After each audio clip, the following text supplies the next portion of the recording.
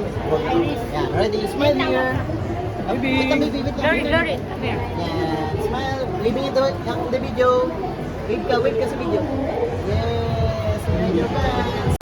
That's amazing. Please, smile, smile.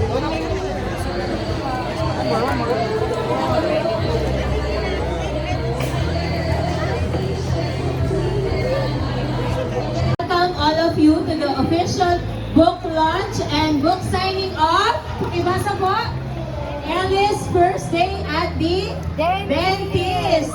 And so, nagingilabot ako, no? This is written by our very own, my beautiful inaanak, no? Denise Jean Portugal Manuben, also known by our friends and families as Kiwi. Ayan. And ayun nga po nasabi ko na I am her godmother. I am Jen Cabiring Taregrasa, and I am very delighted to see all of you dito sa book signing ni Kiwi, no? And I will be your host for this very special occasion here in the Manila International Book Fair at Central Books here at SMX Convention Center. Kinakabahan si Nina.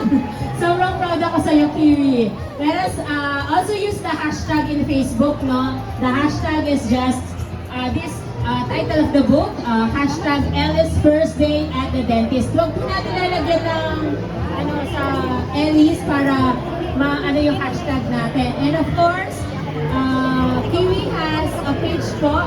Kindly follow I Am Kiwi. Paki-search na po now, no? I Am Kiwi, and follow her page.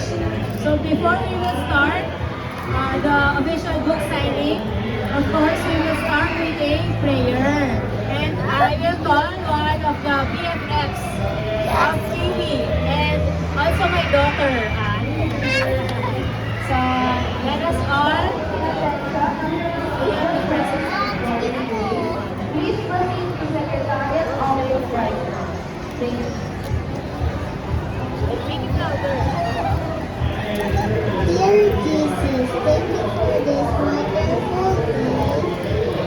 We pray that for the success of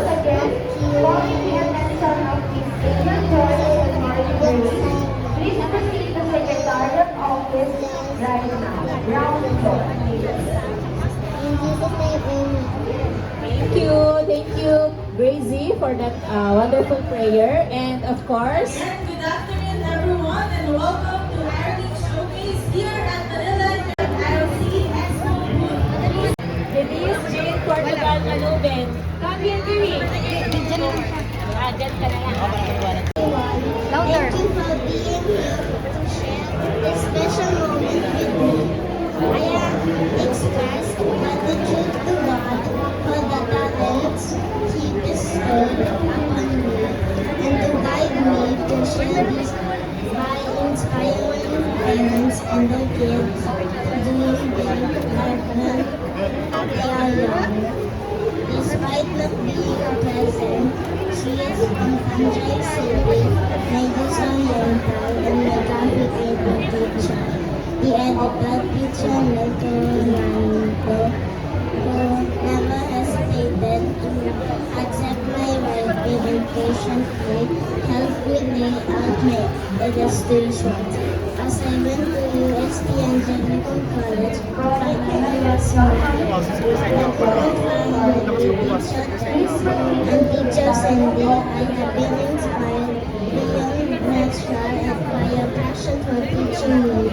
Teacher Ibad, my online painting teacher, has been extremely helpful in my artworks.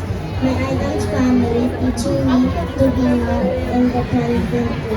I never though I could have finished the book, but at my young age, with the love of my parents, my dad, who never failed to support me, even he is far, and my mom, who is always there for me, and the support of everyone around me.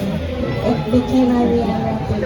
Again, thank you for being part of this event. God bless everyone.